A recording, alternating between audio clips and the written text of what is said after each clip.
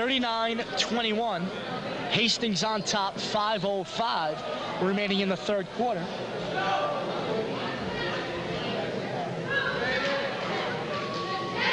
Danny Blake now has 14 points in the game. That was his first 3 of the second half. He had 11 at halftime. 11 threes or 11 points, Keith? 11 points. I believe it's 3 threes. 11 threes might be a record. Yes. Or something. So Hamilton right now in danger, really clawing, they really have to try to stay in the game here. They can't win the game in the third quarter, Keith, here, but they can lose the game here in the third quarter. They're down by 18 with 5 minutes to go. Their goal right now is to try to get it to around 10 or 9 points, maybe get under double digits by the end of the third quarter and make a run, make something happen in the fourth quarter. Hastings extends the lead into the 20s here. It's game, set, match. You know, Hamilton's never out of it with their athleticism and their intelligent play. They're very well coached by Drew Watson. They have, like you said, they have a very proud tradition there. Tradition at Hamilton. They've been to many state championship games in their history, in their recent history. So they do have a veteran club on the floor, even though they don't have a lot of senior leadership. But like you said, if Hastings can continue to do the things they've done, it's going to be game, set, match very quickly. Hamilton pushes it up the floor, and they're going to look to get it inside to McDuffie. 10 drives down deep, rebound by George Skrelger. George is going to go coast to coast, swings it across to Blake.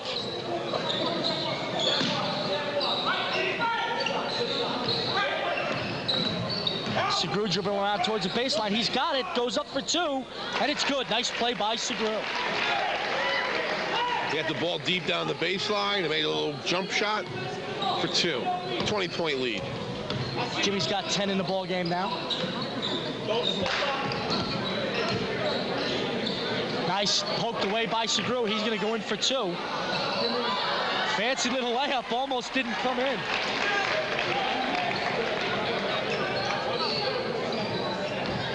Coach Ward scolding him a little bit there for the fancy play. Just wants to be nice, basically solid.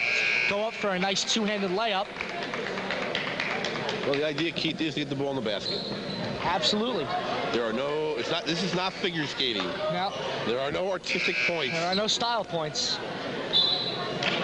And Coach Ward substituting very early. The earliest I've seen him substitute all year long. With 3:59 remaining in the third quarter. Joe Speranza checks in. He puts Joe Speranza in the game. Joe Speranza, one of those, he's a proud unit of the second 5 on Hastings. Those are the 5 backup players for Hastings. Mike Quinn, Dan Wolf, Ryan Malone, and Zach Brown, part of that crew. George Skrelger flashing across the post, gets an open look from 4 or 5 feet, and he drained it. Keith, that might have been their best offensive set of the night. They moved the ball, but it wasn't just around the perimeter. They moved the ball with purpose. They got the defense moving and opened up a lane in the defense for the fairly easy basket.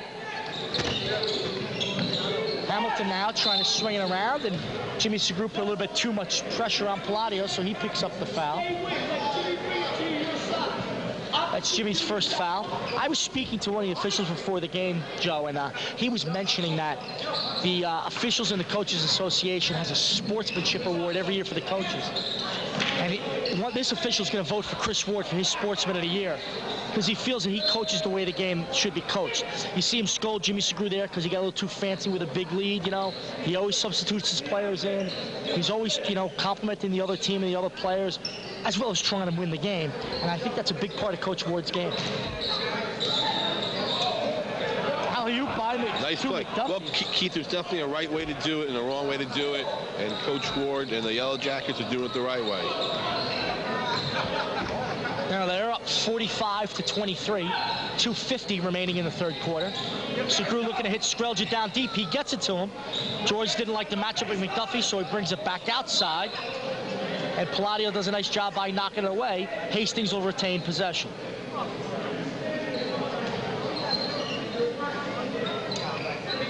Hastings going to look to get Skrelger on the top of the key now, trying to create movement and opportunities for his teammates.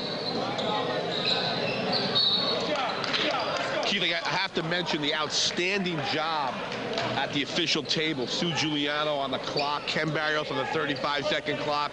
You don't notice them because they don't make any mistakes, just like good officials. Well, that's their job. You know, they do their job very well. So Hamilton now, they'll look to try and get a quick basket. Try not to have the clock be their enemy as they work it around, trailing 45-23. Make it 45-25. That was pretty impressive, Keith. Rashawn Duval with a nice drive and a high archy one-hander. Where was that all game, Joe?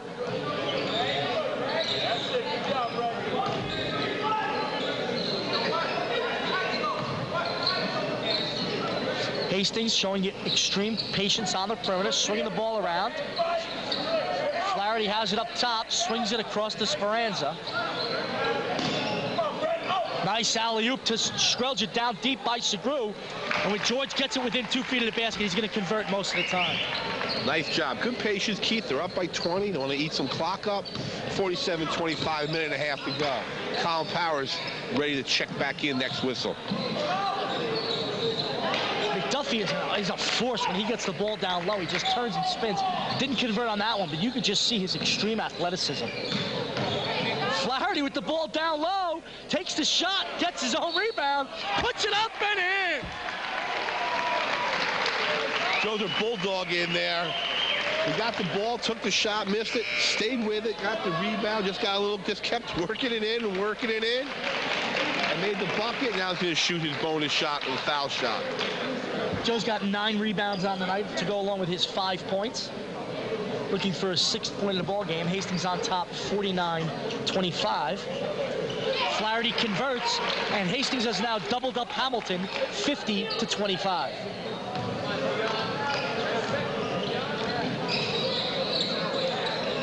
So unlike in the first matchup, Keith, where Hastings built a 14-point lead in the first half and stayed even, this game Hastings has stretched their lead to 25 points now.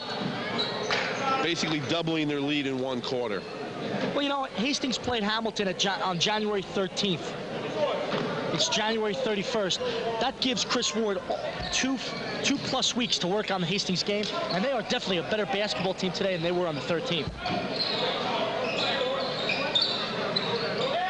Hamilton showing nice patience, working the ball around, trying to get the ball into McDuffie, but Chris Skrelja comes up with a beautiful interception there and gets the turnover. Speranza for 3, no good. Flaherty tried to tip it out, couldn't do it, and Dion Nichols will bring it up for Hamilton. I have to say, Keith, we were talking to the officials before the game. We know one of them, but they've done a really good job. I mean, if you look at the reactions of both coaches really, I mean, coaches will complain about anything. Even when the call is the right call, they'll complain. And both coaches really haven't said anything. The crowd hasn't said anything. It's been a well-officiated game. Both teams are playing hard. There's been no cheap play. So Hastings looking to get the last shot here with 20 seconds left in the third quarter. Check that alley-oop to Skrelja. He almost dunked it. Beautiful pass by Chris Skrelja into his brother George for the alley-oop dunk. No good, but Skrelja got his own rebound, put it back in, and it was good.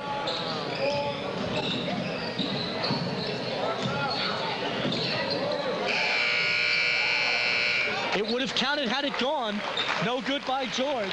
So at the end of 3 quarters of play, Keith, Hastings 52, Hamilton 25. So Hastings did an outstanding job, really blew the game open here in the 3rd quarter. They had a 12-point lead. It's now a 27-point lead, if my math is correct, Keith. 15. Outscored him by 15. Outscored by 15. Right, 12 plus 15, yeah, it's 27. There you go.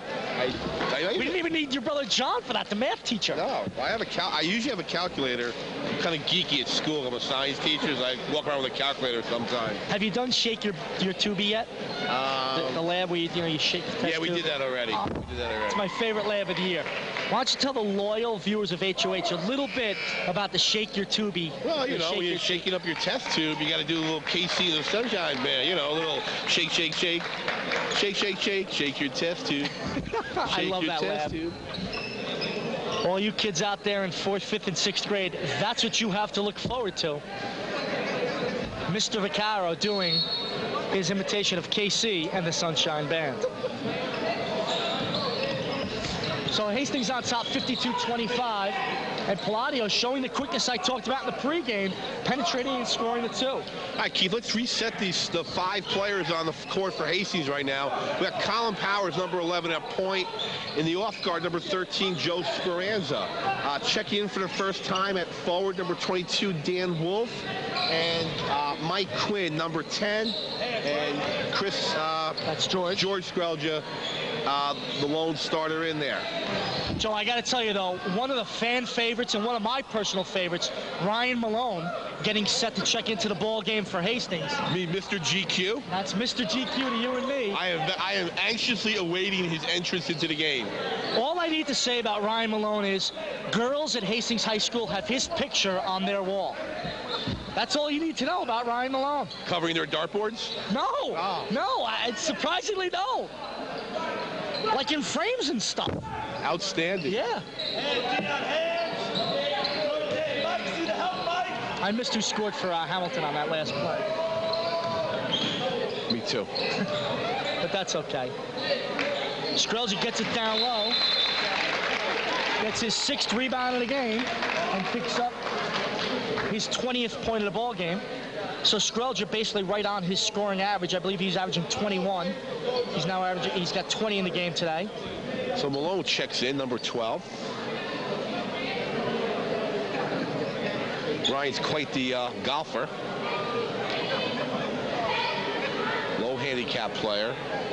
Heard he hits it long and straight. Got a great short game. Soft touch around the greens. That's all you need. Very similar to my game. That and chicks dig 'em. Hastings on top 54-29. 6:42 remaining in the ball game. So Malone checks in for Skrelja.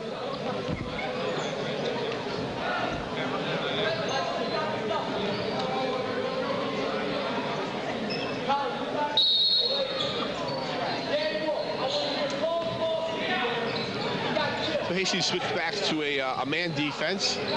Everyone matching up man for man.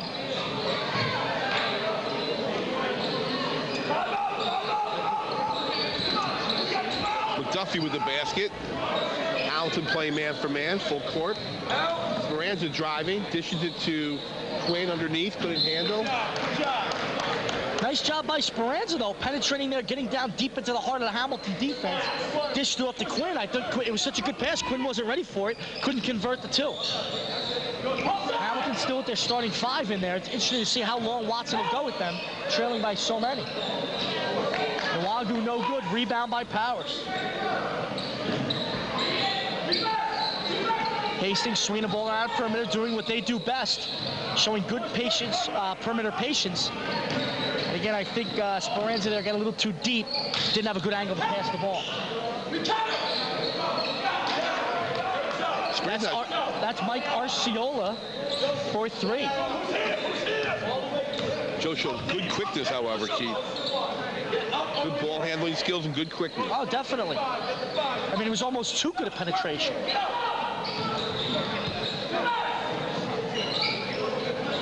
So Quinn looking to swing it around now, drives a little bit to the baseline, takes a shot, no good, but he's fouled on the play by Nichols. Mike Quinn's the only sophomore on the varsity club this year. Chris Skrelja. Thank you, Chris Skrelja. It's getting late, it's Friday, and I haven't dinner. Blood sugar is low. Oh, where are we going for dinner after the game? Well, we're going somewhere. Yeah, I'm starving.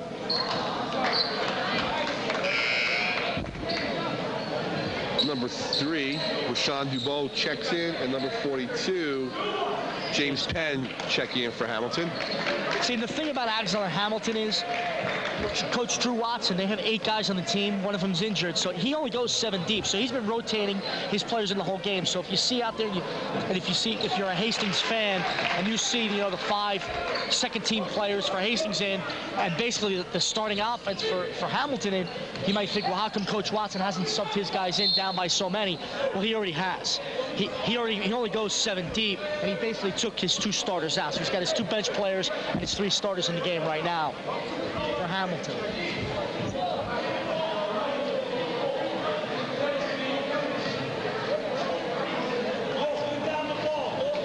I'd say it's the first units. They're done for the night with 5:15 remaining in the game. Hastings up 55-34. So just to give you a quick scoring recap, George Skrelja scored 20 points tonight, had 6 rebounds. Chris Skrelja, an unbelievable job tonight doing all of the small stuff. Picked up 6 rebounds, had 2 points. Jimmy Segru contributed his normal steady 12 points, 2 rebounds. Danny Blake had those important threes. He had 14 points. Joe Flaherty had 6 points and 9 rebounds. Oh, end-to-end here, action here, Keith. Hastings did a really nice job on the break, I thought. I mean, the ball didn't go through the basket, but they did a really nice job of pushing up. They made some nice, crisp passes. They had a good finish, just didn't go in the basket. Well, Keith, I think one of the successes, reason Hastings has been successful this year, we talked about, roles. You have George Skrelja, who's the, leading scorer, the star player, if you will. You have Jimmy Segru, the cool, calm, collected point guard, distributing the ball. If you don't cover him, he's going to hurt you on the penetration or the jump shot. If you lay off, you got the 3-point shooter, Danny Blake. You have really kind of Mr. Everything. He can do it all, whatever role he needs to fill. Chris Skrelja, he can shoot outside, he can bang inside, he can play defense, get the key rebounds he did tonight. And then you got your blue collar lunch pail guy, Joe Flaherty, and everyone plays their role. You got a successful team. Yeah, that's going to take Hastings deep into the sectional playoffs. If not, make them sectional champions. Coach Watson was talking to me before the game, and he's played everybody in Class C in the section, and he sees Hastings head and shoulders above everybody else. That was his words, head and shoulders. And he says it'll be a major upset if Hastings does not win a sectional championship. Well, there's some definitely good teams out there that we haven't seen. North Salem, Croton, two that I know of. So a long way to go here. Blind Brook and Tuckahoe, they're all ranked in the state. Hastings has 5 of the top 20 teams in Class C in Section 1, according to the New York State Sports Writers Association. Plus, every week, they also have a 6th team that's mentioned their honorable mention. And they usually mention about 10 honorable mention teams. So they have 6 of the top 30 teams in the entire state.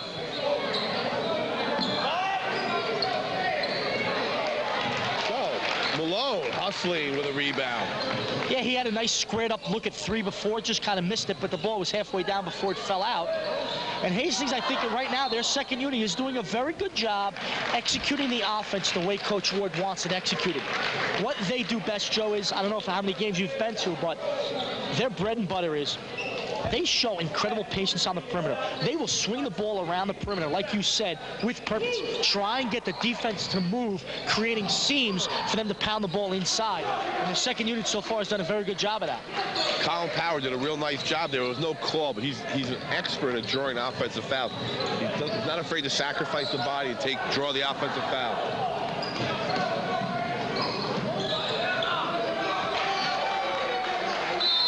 Nice follow by number 10, Dion Nichols, on the miss. Now the score is Hastings 55, Hamilton 42. Only a 13-point lead now, Keith. Well, that's his, the second unit's giving it all back, and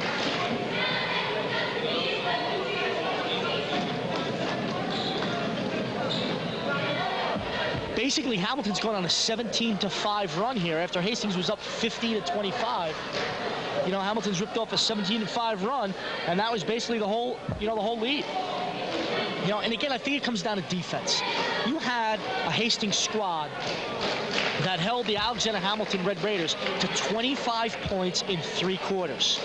They've now scored 17 points in about 5 minutes of play. So the outstanding defense you saw earlier tonight, you're not seeing right now from the second unit. Again, they're showing patience on offense. They're not converting the baskets, but they're getting good looks.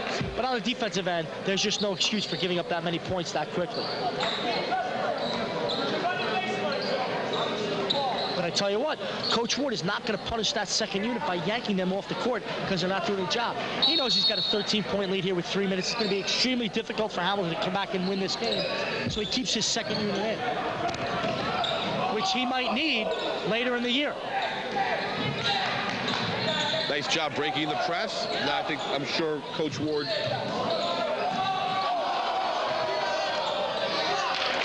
Nice rebound by Mike Quinn. Put it in. Big bucket. I think give this group some confidence.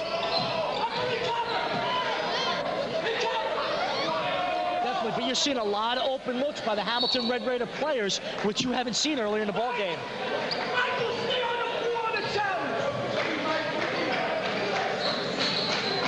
Also helps them play defense, Keith, when you're 6'5" or 6'4". That's true. That's a good point. Hastings does not have a lot of height on the floor right now.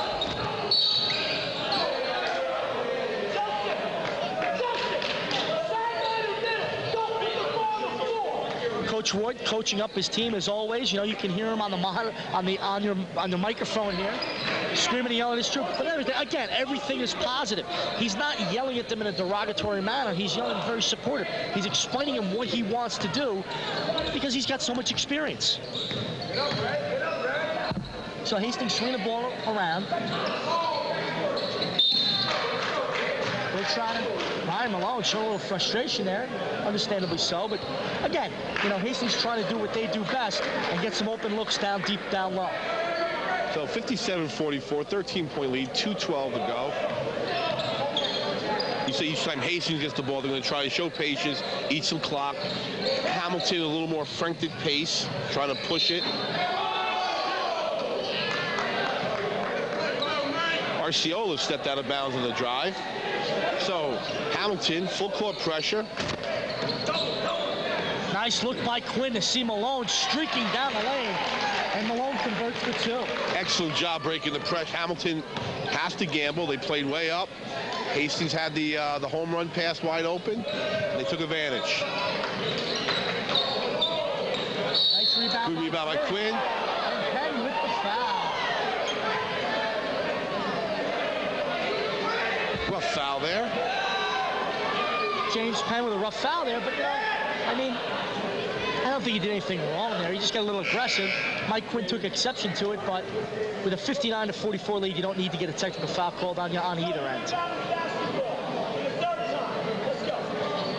Okay, so 59-44, minute 43 now. McDuffie checks back in the game.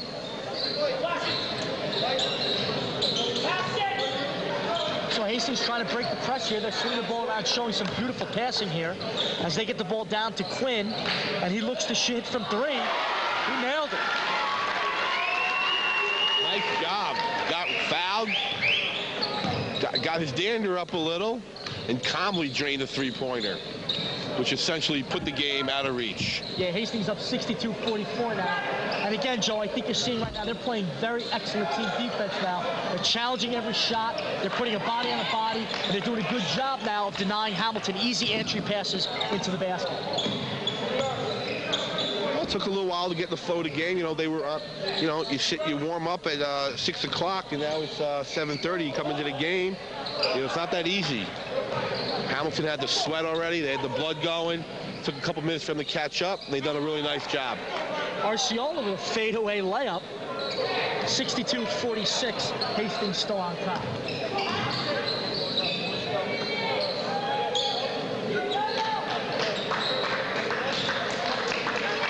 So 30 seconds left. Powers has it, kicks it back out to Speranza, and he nails the open 15-footer. Nice looking shot there, Keith.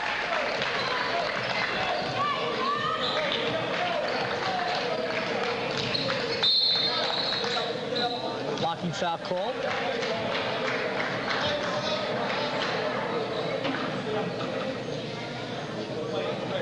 Great job. That's much better. Howard, Danny, Joseph, much better. Ryan, great job. Michael, good job.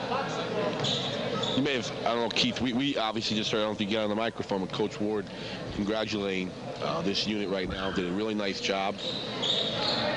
Well, see, you haven't heard Coach Ward, you haven't heard a word of him in the last minute or so of the game because they've really picked it up. And Joe, I mention that all the time on the air.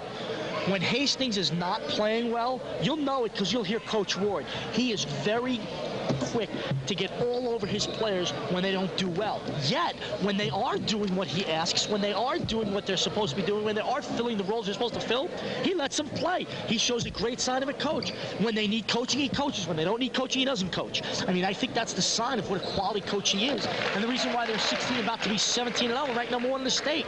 Under his tutelage, this team has absolutely blossomed.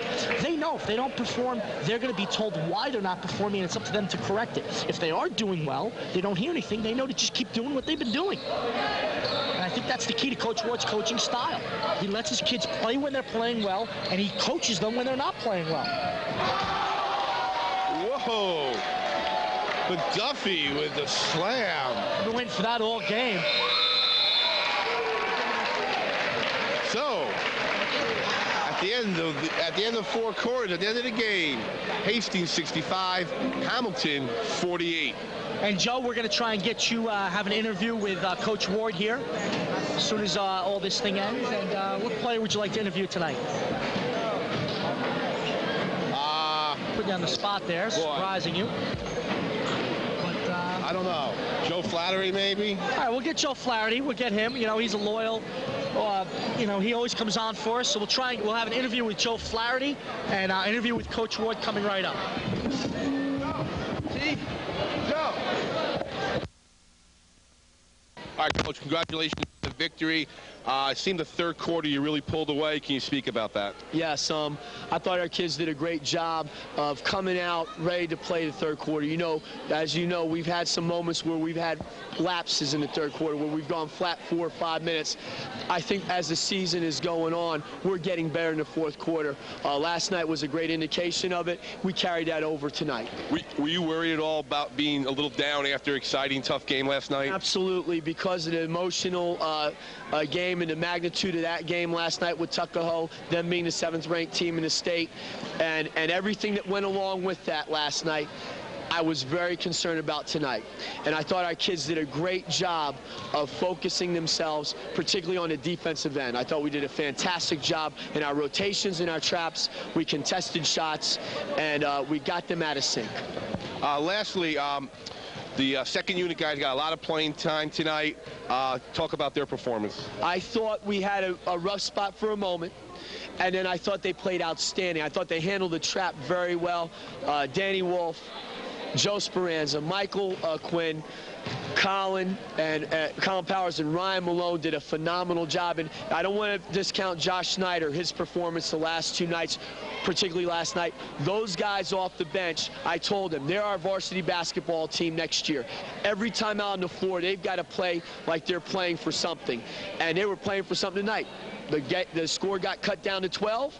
And then we were able to withstand the storm, and we ended up winning by 17. That's a credit to those young men. They work hard every day, and they're as important as anybody else on our ball club. If not for them, we don't have the success we have this year.